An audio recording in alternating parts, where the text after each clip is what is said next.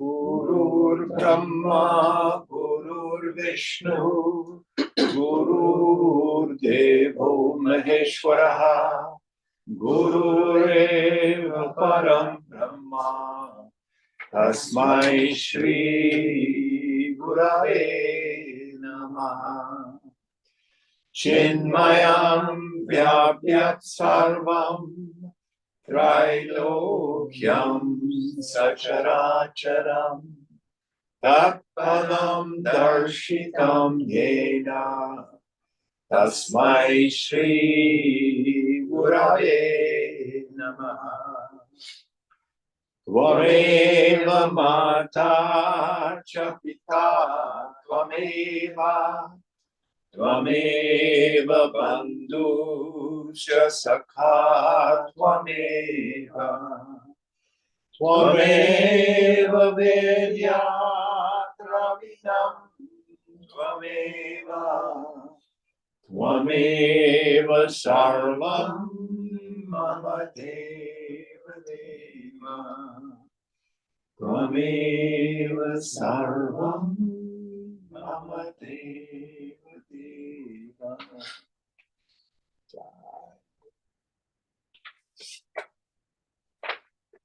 Om Bhadram Karme Vishnuyama Deva Bhadram Pashe Makshabhirya Jatra Sthirairangai Sushtubhagum Sastanubihi Vyashema Devahitam Yadayuhu Swasti na Indro Vritashavaha Swasti na Pusha Vishwavedaha Swasti nastasho Arishtanevi Swasti no Brahaspatir Dadhatu Om Shanti Shanti Shanti.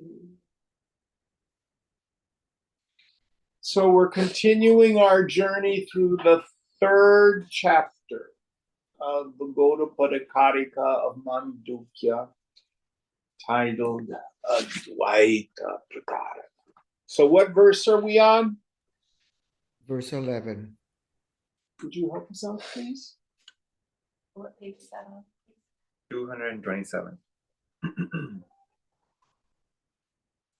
Rasadayo hiye kosha vyakhyātāstai chiriyake tesham atma paro jiva kham yatha samprakashitah. The individual, Let's wait till the silent passes. I can't hear very well. Oh, yeah. The individual jiva, which is nothing other than the non-dual supreme Brahman, is the self soul of the five sheets, such as the physical, the mental, and so on, which have been exhaustively described in the Taittiriya Upanishad. That the supreme is like the total space has been described by us. So, how is it that the Chidakash, the vast empty space of pure awareness that I really am, why does it feel like I'm a person, an individual? And it's because as consciousness peeps through basically the subtle intellect and then illumines thought, manas, mind, the pranamaya kosh, the vital energy sheath, the physical body, and then the phenomenal world. I like to say we actually have a body that's grosser than the physical body. What body is that, Jim? The body of my affairs. My little personal zoo. That's the most outward. So the metaphor that I like to use is when I look around the room, I have my complete peripheral vision. But when I peep through, make a tube out of your two hands, close one eye and look through it. And you see your vision is limited to an enormous degree. But has anything happened to your eyeball?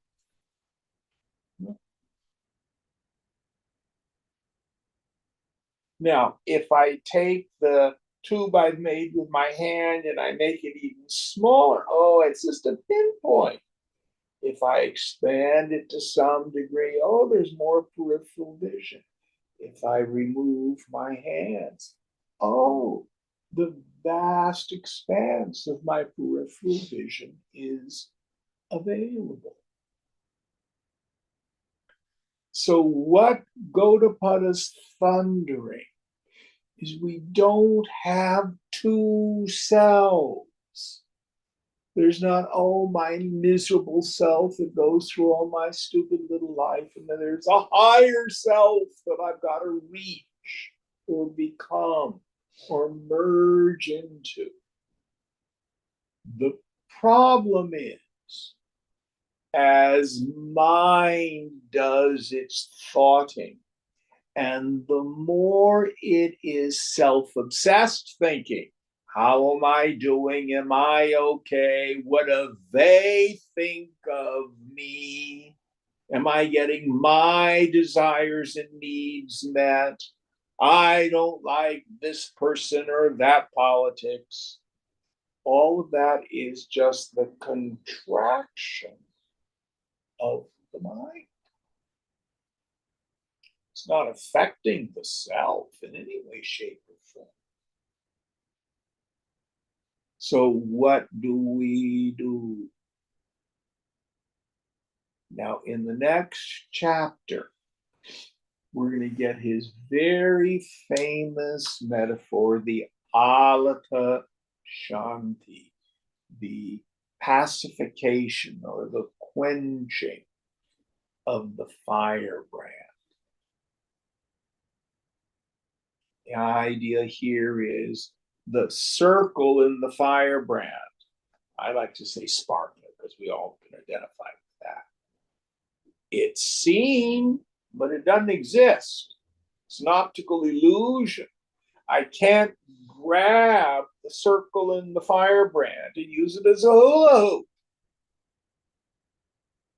What is it? It appears to be there when the tip of the sparkler is moving. That's the moving of thought. But the mind is far more powerful than the tip of the sparkler. When thoughting happens, there's this apparent occlusion, the limiting of the view of awareness as it peeps through the equipment in the deepest meditation. When we reduce the frequency and volume of thought, in the beginning by a bit of discipline, but once we begin to see the fundamental unreality of the mind itself, it's just all imagination. I can't think a real thought. The mind starts to just crumble, fall away. And in those moments, we call it samadhi. When the thoughting ceases. Just like when your hands are pulled. You don't get a new self. But we begin to see, oh, I'm not a person with all these problems and issues and stuff. I'm like space, chid akash. space of pure awareness. Now, when I make the tube and look through it, has my eyeball undergone any change? No. Likewise, when the mind returns and I'm engaged in what we call vyavahara, transactions, doing business with the world. Jim, went to the store.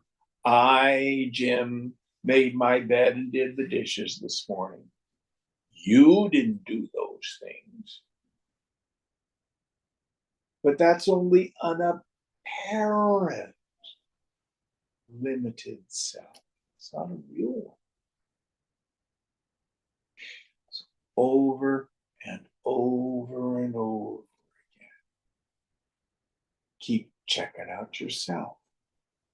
Now, what's the easiest and quickest way to make that obfuscation disappear? When you turn the attentive faculty back on the mind itself, the source of the mind. Who am I? Just thin the mind a little bit.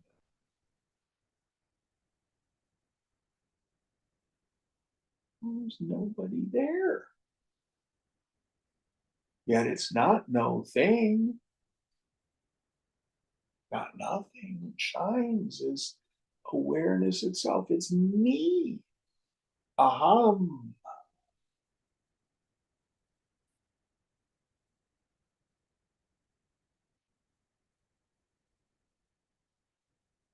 Over and over and over again until we get convinced that's the truth.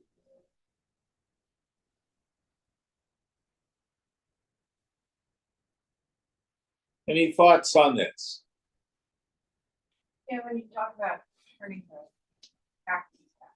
So when I do that, well, I mean, I'm like looking at what is aware. And then it just is like just nothing. There's nothing there. There's just space, or it feels like there's space or whatever. So is that kind of what you're talking about? Now it's tricky because it's like trying to look at your eyes. Yeah. No one's ever seen their eyes. Right. But you see. Yeah. Yeah. So the idea is, to use a worldly example, I see the bowl, I see the table, I see the lamp, I see the coffee cup. All these objects are diverse, but the eyeball that sees them is one. I don't see my eyeball as an object. Likewise, I know phenomenal sensation. I know energy. I know feelings. I know things. But who am I?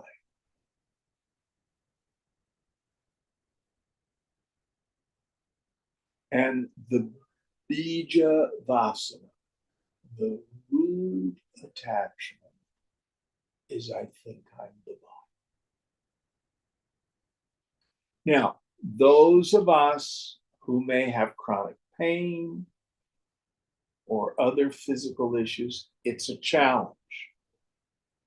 This is why, flesh hating, mortification of the flesh, as they call it in the Christian tradition, is not effective in the end. You can't transcend the body by beating it up. This is why middle path, endeavor to treat it like a car.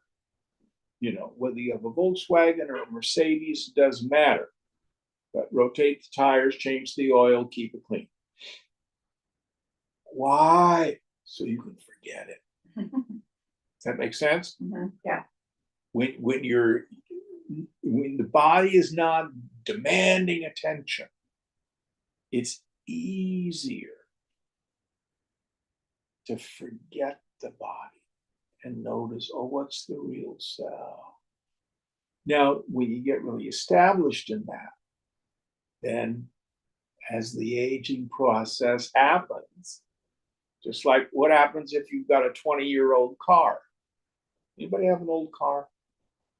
No.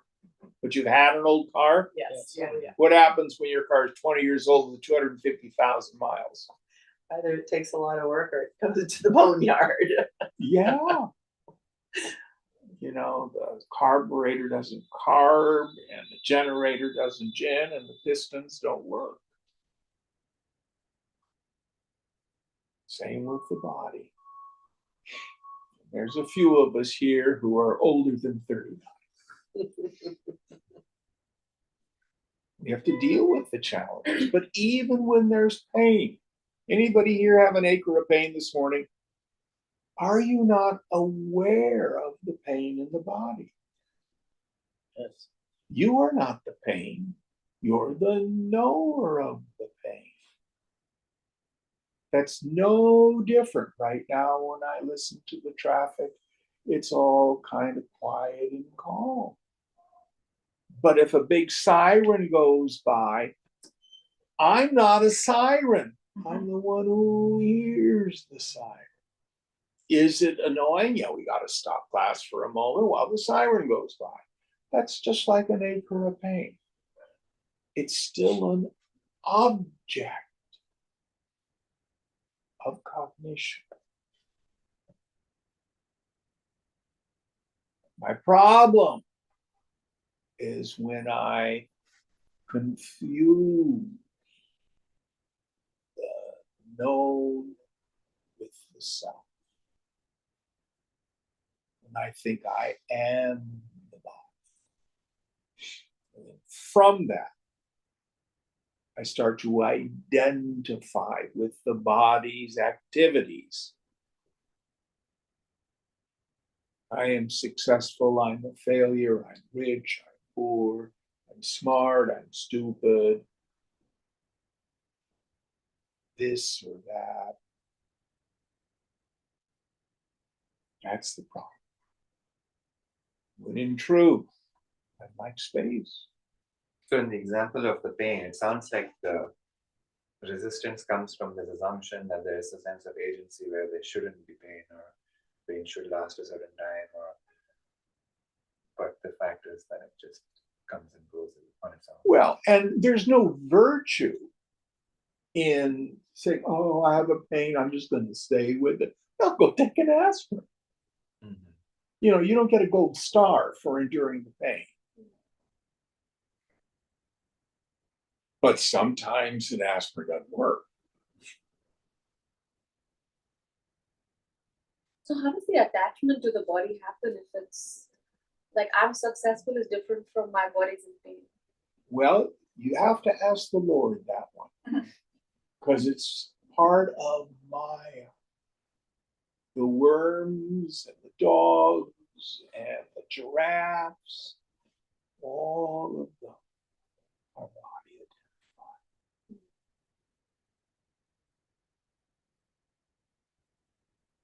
I question whether dolphins are, porpoises and stuff. Because there's an interesting phenomenon. If there's a pod of porpoises and one of the porpoises gets beached and can't get off, frequently the entire pod will deliberately beach itself and die. So their sense of community is stronger than their sense of body. Isn't that amazing?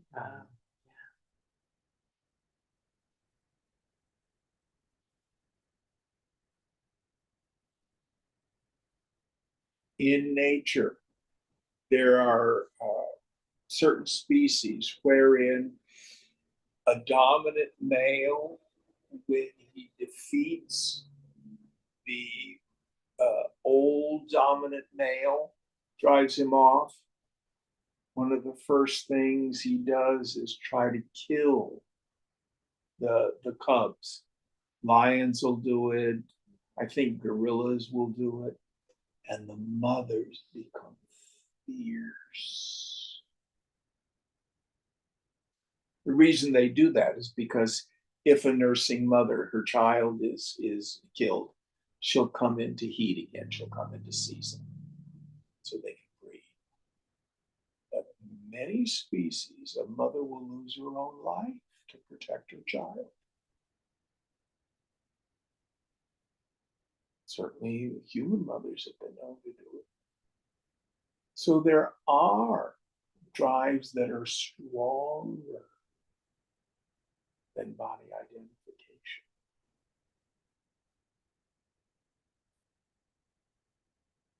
But the way you remove this deeply rooted identification with the body is through rational, clear-minded analysis. Vichara. When you were a child, you had a little body. It died. You became an adolescent. That body died. Not painfully necessary, but it's gone. You became a young adult. That body is gone. Now we're old men and old women. The body's gone again. And it's amazing how silly some of that identification is. We had a class a few weeks ago, and there was a woman, probably in her 60s. And I said, "How old are you?" She says, "I'm not telling." Like, that's going to change anything? What a stupid notion.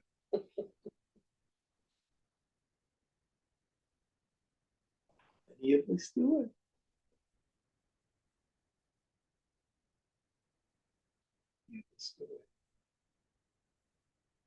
Is that useful? Yeah. All right, next verse.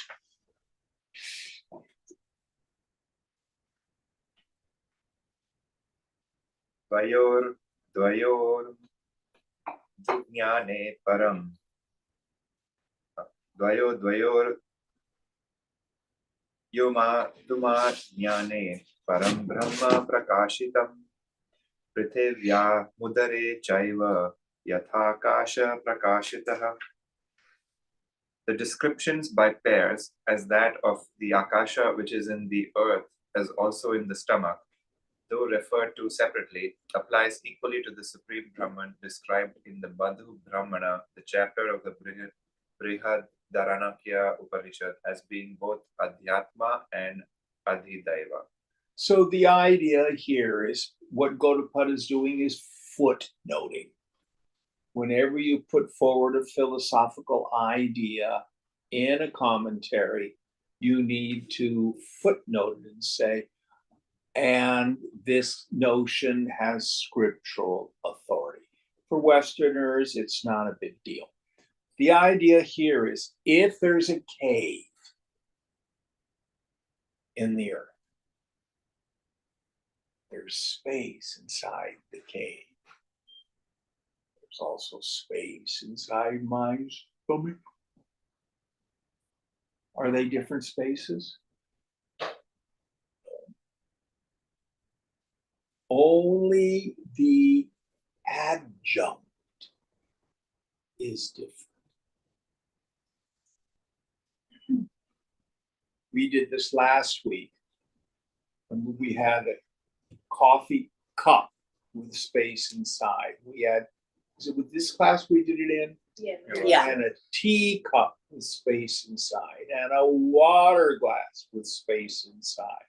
So what Gaudapada is saying is, all that's different is the adjuncts, the upadis, the conditionings.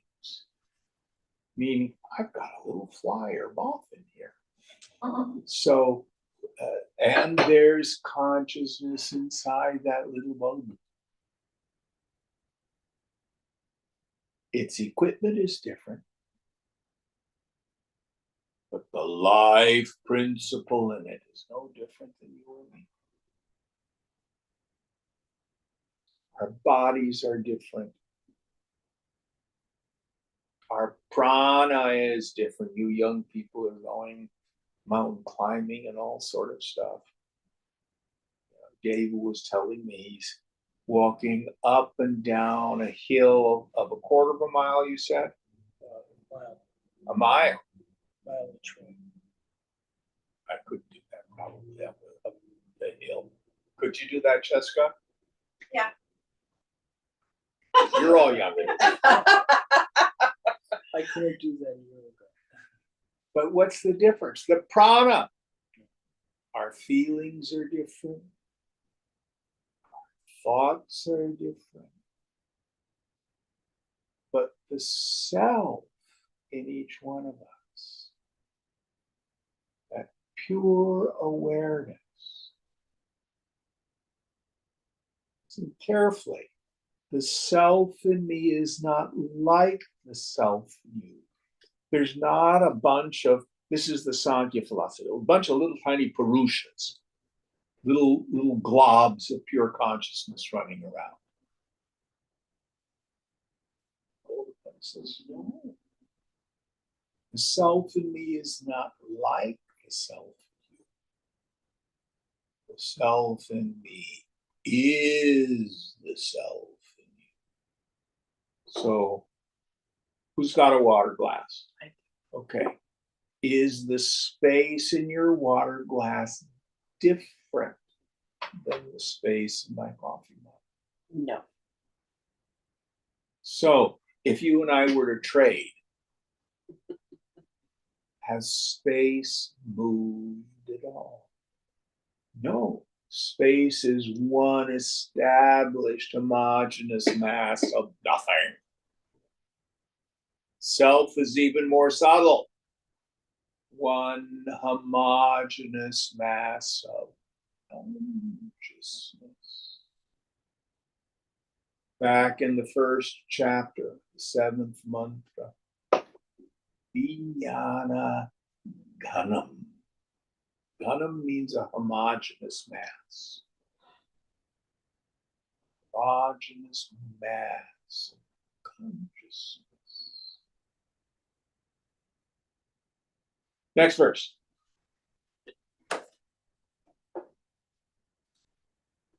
जीवात्मनोरनन्यत्वं भेदेन प्रशस्यते नानात्वं निन्द्यते यच्च तदेवं हि समञ्जसम्. Since the identity of the ego, jiva, and the self, atman, among themselves has been praised and the multiplicity is severely condemned in the scriptures, non-duality alone is the rational and the correct. Yes. So we don't have individual separate selves. I was talking with a friend last night, and he was talking about his efforts to become the kind of person he really wants to be. That he himself can create his own identity. He wants to be a kind, generous, successful man. I'm going to make this happen. And his unexamined presupposition is there's a thing called the person.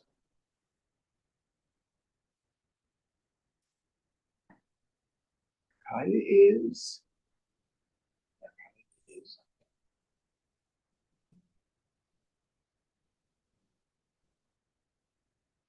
And what's fascinating, of course, when we think of the absolute, the self as non-individual,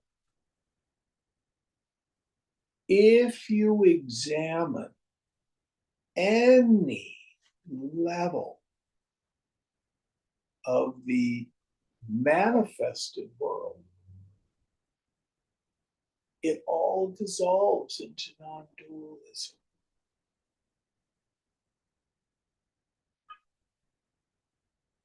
So, simple thing.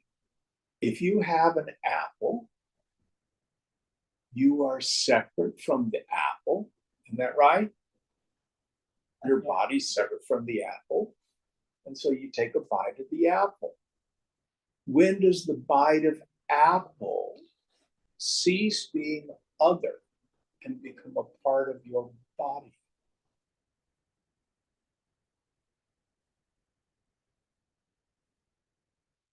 When you start eating it? Hmm? When you start chewing it? I don't know if there is an answer. It's a process. We're dropping skin cells all the time. We're breathing in and oxygen, breathing out carbon dioxide. Our cells are regenerating. Where do they get their fuel to do all that stuff? Food, from air. It's all just protons, neutrons, electrons.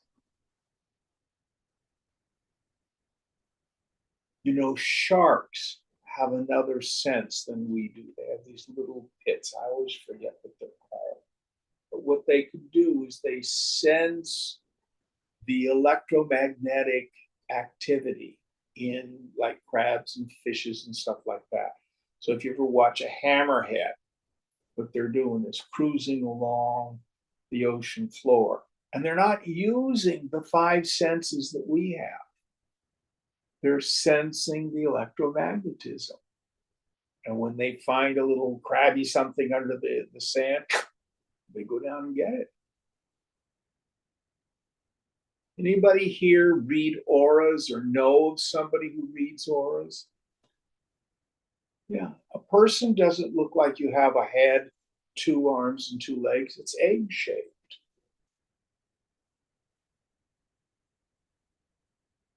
You know, you can't really find a thing called my body.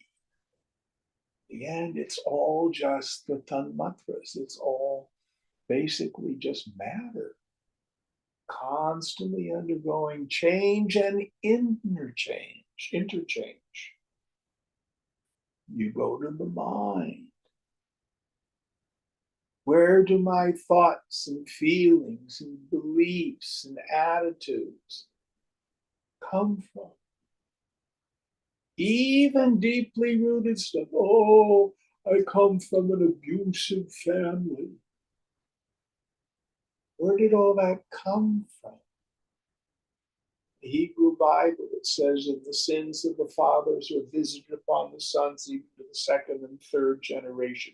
Doesn't mean I'm punished today for a bank robbery my grandfather did. It means we're subject to these thought atmospheres that we get from our family of origin. Where did they get them? You know, you can't find a thing called my mind. There's just mind. And it only becomes my mind when I hook the I pronoun onto a thought or a feeling. I think probably the greatest example of this is fashion. You all know my friend Mauricio? Mm-hmm. So he's got a new hairdo. It's shaved really close on the sides and on the top, and this tail in the back. Very different. Dangly earrings, boys with dangly earrings. Would boys have had dangly earrings when you and I were kids, David? No.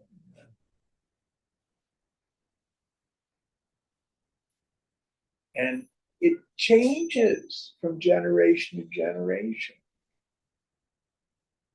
Do we choose it, or oh, this is cool, this is what everybody's doing? I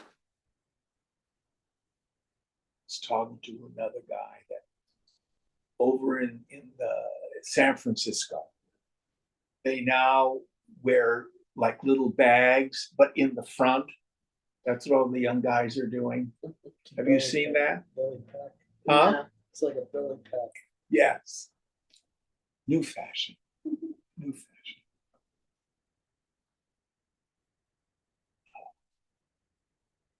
Color of socks with tennis shoes. Mm. Very interesting. Growing up, you never wore dark socks with tennis shoes. You always wore white socks. Anybody wearing tennis shoes with white socks anymore? No. Just old people do that. Do we choose this? You can't find a thing called my mind. It doesn't exist. It's an illusion. And you can go through the whole equipment. And there's no such thing as a person.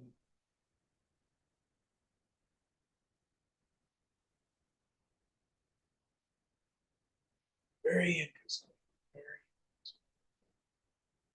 There is no such thing as an original thought. Yeah. Well, I'm not so sure about that. Because in Brahman's first original thought is Ishvara. So the potentiality for thought is infinite and infinitely possible. So, for example, when Einstein came up with E equals mc squared, maybe somebody else had thought of that, or another planet in ancient Lemuria or something like that. But it was at the first time it had been thought for us. But you're right, the vast majority of our thoughts are not very original. Creativity most of the time is artful synthesis.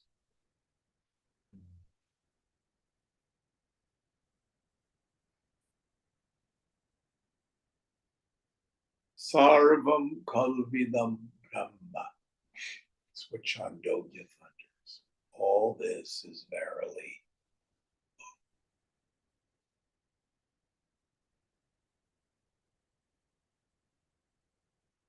And what's the absolute constant in the world of name and form? Change.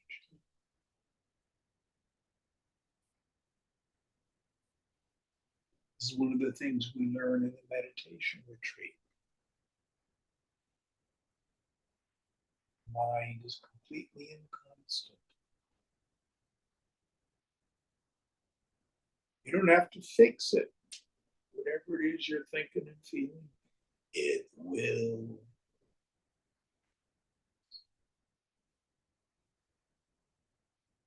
Oh, I can't stand what's happening in our politics. Don't worry. It will pass. Oh, I want it to be like it was. Sorry. It will pass. It's the only thing we know for sure about the phenomenal world. Cute little bug. It must like me. All right, next verse.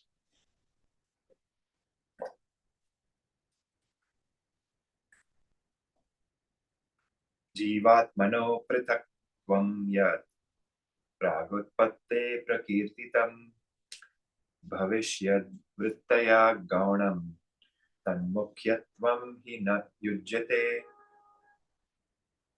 The separativeness of the jiva and the atman, which has been declared in the earlier ritualistic portion of the Veda before the text of the Upanishad, dealing with the creation of the universe, can only be figurative because this portion is a description anticipating what is to follow.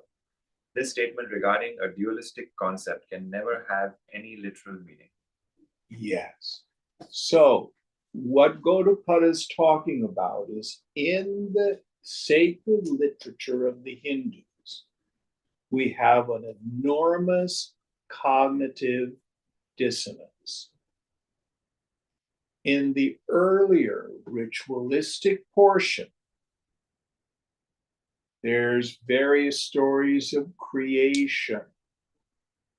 God creates this and that, and then separate beings, and yada yada, and they go through reincarnation and they evolve and stuff like that, and eventually they get liberated or not. And in the Upanishads, the concluding portions, it's almost like it's a whole nother teaching. Self is never born. The self undergoes no change. The self does not die.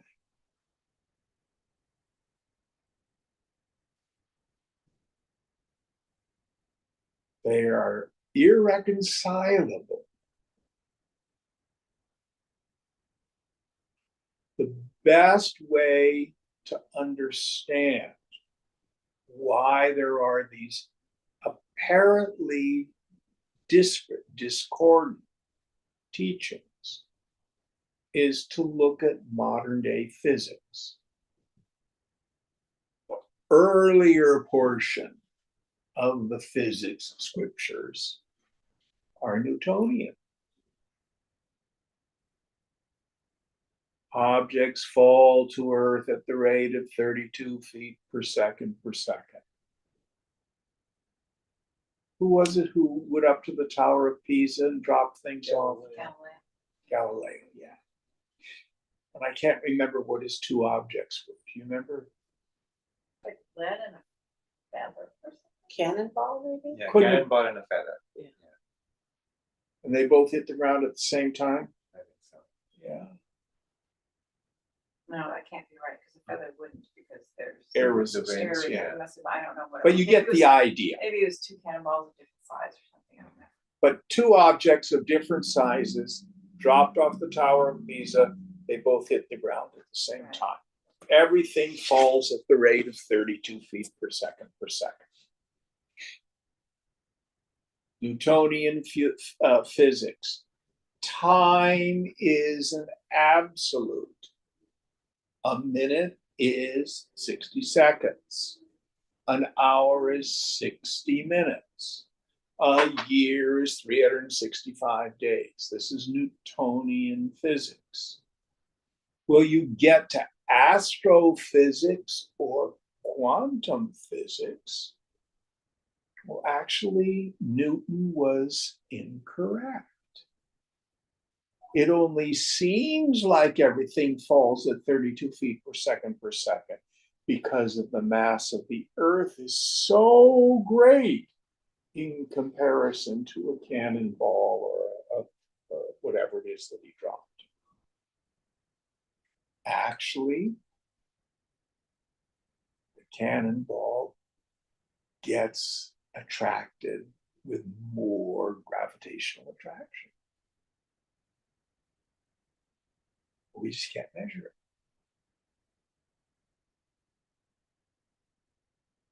Time is not absolute.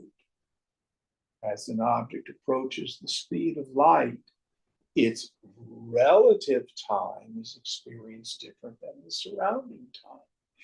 Example that I've heard is if you were in a spaceship going to Andromeda or Alpha Centauri, and you approach the speed of light, you could get there in 100 years, and it would be 100 years to get back. For the crew on the ship, 200 years would have passed. On Earth, 1,000,000 years would have passed. It's not absolute. So also, the ritual portion of the scriptures, which deal with the evolution of human consciousness. Consciousness here meaning mind states that change, has a relative reality. Become a fit student. Practice yoga. Do good, be good, etc. But from the standpoint of the absolute, Sarvamaya, Sarvamana, that all this is the illusion, it's Maya. All of it is bliss. Well, are they contradictory? No. There's a relative reality to the earlier portion, which is preparatory for attaining purity of mind, so we can realize the absolute. When I took physics, I think it was in well, actually, it was just chemistry, in the 7th or 8th grade. I don't know if they do it anymore, but an atom looked like a solar system. You had the nucleus with the neutrons and the protons, and you watch the electrons circle around them, orbit around them. Did they do that for you kids in science? For us, yes. Yeah, that's not what really happens. You can't locate the electron. There's only the probability of where it will be. It's a field. But the earlier model works for the understanding of the 7th or 8th grade, for a PhD in physics. Likewise, for most people,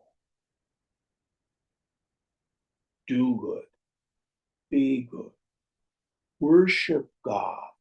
The only thing you need to know about God is you're not it. Your ego's not God. Worship the Lord. Surrender to Him or her. This is a useful teaching for those who are ego identified, who believe karma is the cause, the truth for everything. Karma here is desire. What's going to make me happy? Get what I want. That's what drives the vast majority of the world. Rare are those souls who rediscover who. So we don't want to see these as contradictory. The other example I like to use is Santa Claus real? Let's see. Do you have kids, Cheska? No. No. I think you're the only one who's got kids. Yeah. So, did Estrella believe in Santa Claus as a child? Yes. For how long? Maybe 5 or 6 years. Did she love having Santa Claus? Oh yeah. And did you love playing Santa Claus? Yes. It's a wonderful, useful, endearing. Why?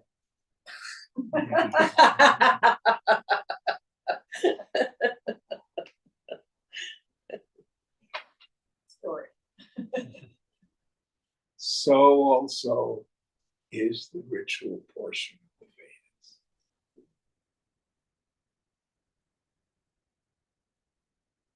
All right, next verse.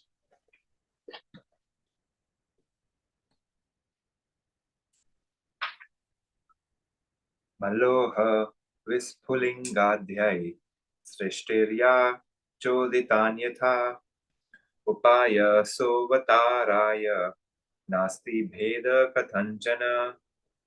The scriptural statements illustrated by the examples of earth, iron, sparks, and so on, regarding the idea of the world created or otherwise, can serve ultimately the purpose of explaining only the unity of the individual self with the universal self.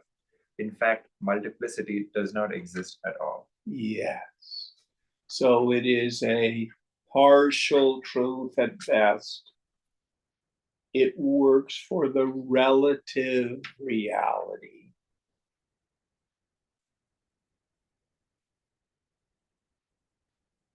If I go to Whole Foods and I want to buy olive oil and it's gone up from $19 a bottle up to 25 bucks a bottle, that's a relative reality. It serves no relative function to go, oh, it's all unreal.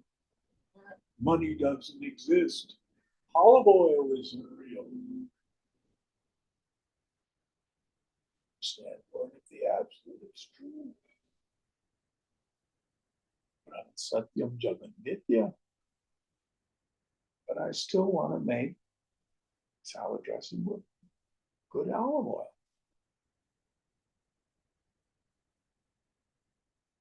So we have to see the relative world as opposed to the absolute. Now, why? The way to heal the mind is to get out of the mind. In the end, the cost of olive oil has nothing really to do with happiness. I can make myself unhappy. Oh, I can't afford olive oil anymore. But for the yogi who knows I'm absolutely safe, I'm birthless, changeless, and deathless. What's the truth of the phenomenal world? Lama Satyam Jagan Mithya. It's just a movie.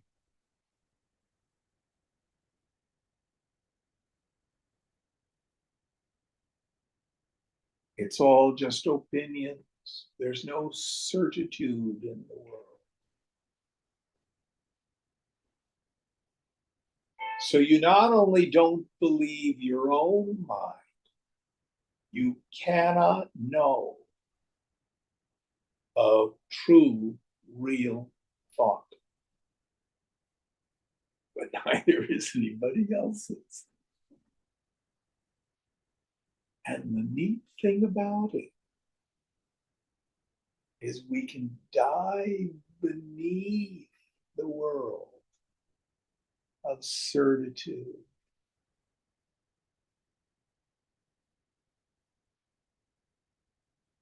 Remember, the person looking out of those eyes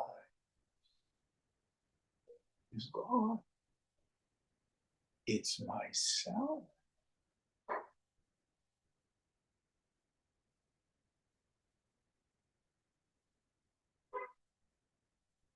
And watch the phenomenal world change.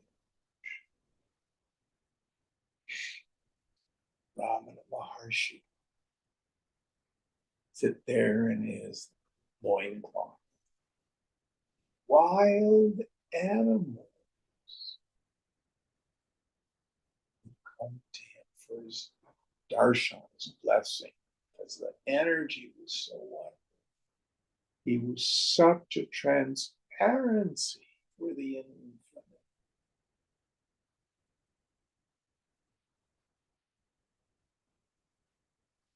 But if you and I get caught up in my ideas are right and you're wrong, my way of seeing the world is right and you're stupid.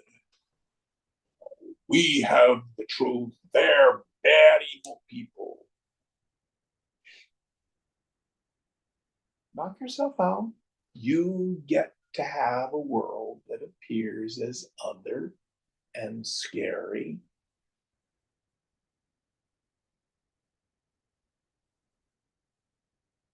And violent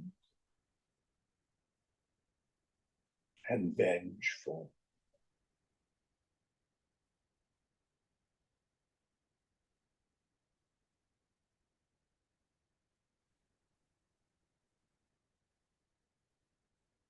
What world do you want to live?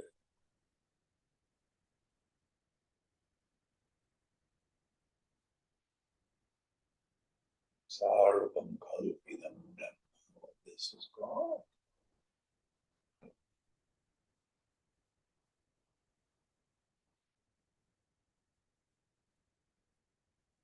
Jesus talked about this. I am in the world, but not of it.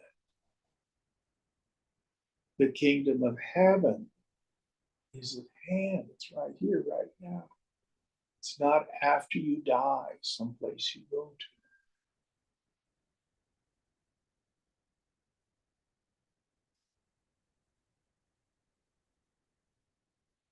I was working with a young man. This is going back, oh, maybe 6 years, 7 years. He was sitting right where David was. And I guess it wasn't that long ago. It was at the beginning of COVID. And he happened to be a vaccine denier. And God bless him, he'd gone on the internet and gone down all sorts of rabbit holes. You know, oh, the vaccines, they're trying to control us, and big pharma, and they're bad and they're evil. You got to watch out. You got to pay attention. Yada, yada, yada, yada. They're all out to get you. All this kind of stuff. And I said, stop. I don't live in your world. I live in a world that's a beneficent universe that conspires for my well-being if I let it.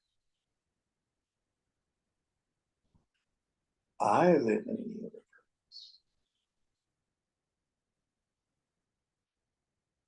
God's in charge.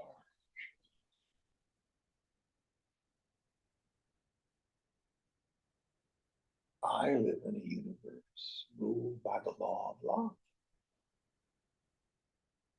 I'm not going to go to your universe. You can have it, or you can come play in my universe. Well, that's just denial. That's just not knowing what's going on. Knock yourself out.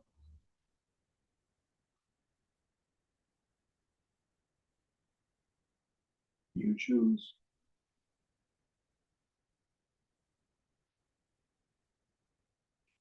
Any thoughts on this?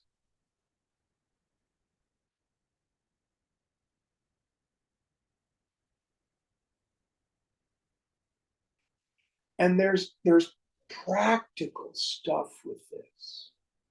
You can spend all morning going through social media or scrolling through, headlines and oh, gloom and doom. Oh, I'm scared. They're all terrible mutants and stuff like that. Or you can do the loving kindness meditation. What's the loving kindness meditation that Buddhist practitioners do? May all beings, it's like good things for everybody. May all beings be happy. May all beings be peaceful, healthy, have what their heart desires. May they be liberated. Now, if it's all imagination, be part of the solution, not part of the problem. Intend the well-being of the world.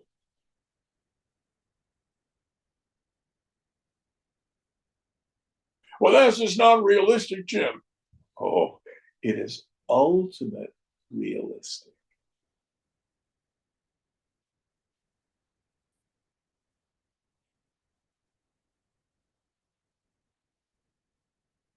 You choose. Any thoughts on this? I can't remember which class it was in, but recently you were talking about how the absolute, that it's the phenomenal world that's the mystery and the absolute is not. And I never heard you say that. It was Yes. very helpful. Yes. And we talked about the 3 questions we get in Yoga Vasishta. Who am I? What is this world?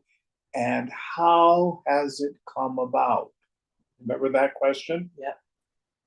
How does the phenomenal world come about? What's the answer? Yoga Vasishta posits. Sankalpena, by means of sankalpa, by means of imagination. It's not fixed.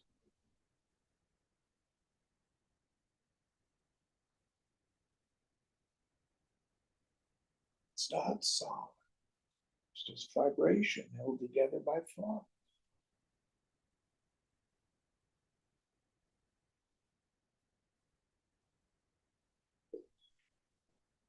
All right, next verse.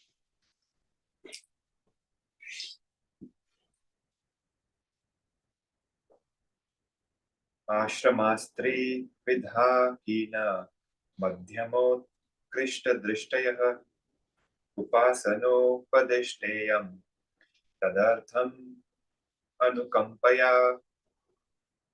On the basis of different degrees of intellectual capabilities, such as the lower, the middle, and the higher, life itself can be divided into 3 stages. The scripture, out of compassion and consideration, has taught this method of worship or discipline for the benefit of those who are not yet enlightened. Yes. So for those who are ego identified, strongly attached to the body and the phenomenal world, the scripture gives us levels of practice. In Gita, Krishna says, we do not unsettle the minds of the ignorant with the truth. To do so consigns them to a hell. Instead, we come down to their particular level of unfoldment. Someone comes to you and says, oh, my mother died. I'm so devastated. You don't say, you grieve for whom you should not grieve, though you speak with wisdom. The wise grieve neither for the living nor the dead. End quote.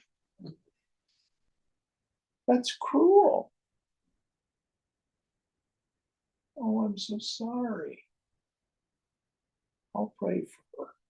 I'll pray for you.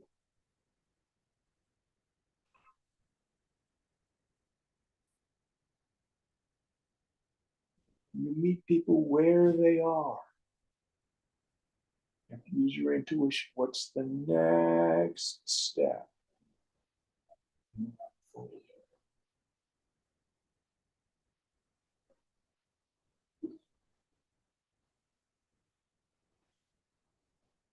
Any thoughts on this? So we don't argue Vedanta with people. I'm thinking of one person, and they like to go on Facebook and argue non-dualism with people. And then they get into fights. And, oh, I'm unfriending this person, or they unfriended me over non-dualism. That's like killing someone because they don't believe in the same loving God you do.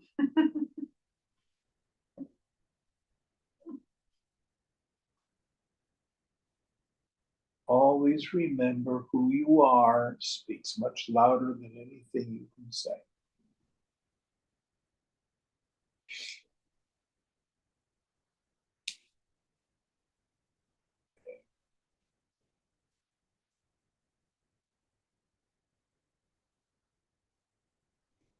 be a living example of the teaching. Don't just talk about it. Any thoughts on this? All right, next one.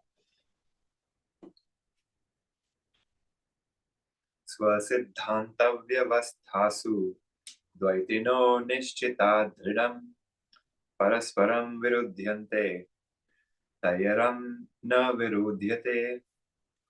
The dualists cling fast to the conclusions arrived at by their own inquiries and consider them as truth.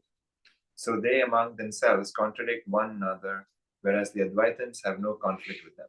Yes. So in India today, we have Muslim fighting against Hindu. We have in the past had the Vaishnavas, the worshiper of Vishnu, fighting against the Shaivas, the worshippers of Shiva. Today, there are Protestants who say, I'm a Christian. Catholics aren't Christians. I'm a Christian. You know, various sects of Christianity battling with each other.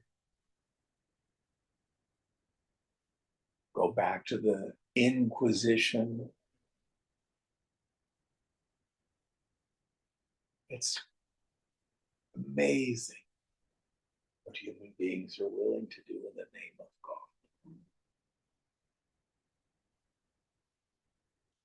So all the dualists will fight among themselves.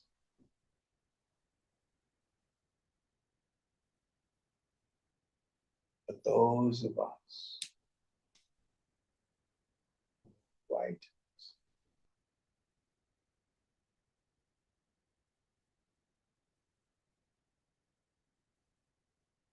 Maunam.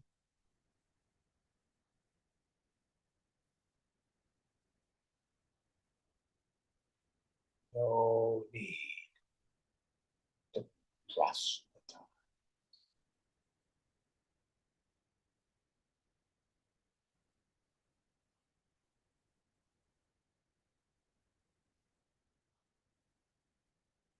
Any thoughts on this?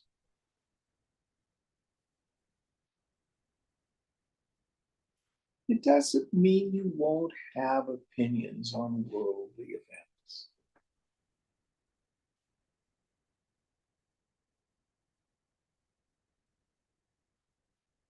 Vedanta says, don't take yourself seriously.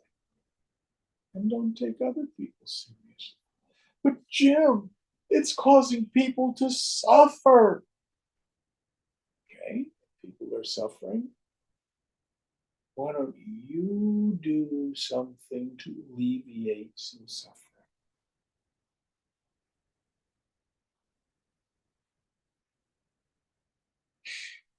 Not time for this. Years ago, I was at a conference, a consortium of various spiritual traditions. I may have told some of you this story. And I was not on this panel. I was there presenting on Vedanta, but there was a panel on near-death experiences. There were like half a dozen people. They did not know each other. They did not converse before the panel. And all of them had had a near-death experience. And there was a great similarity. You know, they were above the body, looking down, watching the paddles on the operating table, etc. And they all had similar experiences. There was a tunnel, and they were met by people. Some of it was strangers, some of it was family members, and then there was a light. They moved towards the light. And then from this point, all of them were exactly the same. There was a judgment. Their whole life passed in front of them. And they looked at what they had thought was important as opposed to what was important in the presence of the light. So your politics, your job, your possessions, all of that was completely unimportant it was the small acts of kindness that we did for others.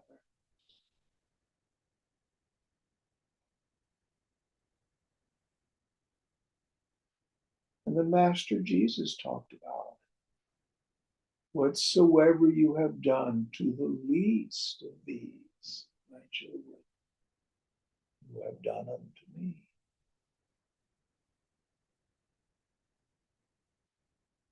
Something as simple as acknowledging the humanity of a homeless person, not just ignoring them like they're a piece of garbage on the street.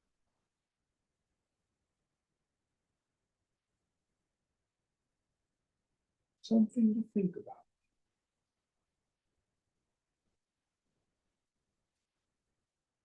All right, we'll end here today. Om Purnamada Purnamidam Purnat Purnamudachyate Purnasya Purnamadaya Purnamedavashishyate. Om Shanti Shanti Shanti. Hari Om. Sri Guru Pyo Namaha. Hari Om.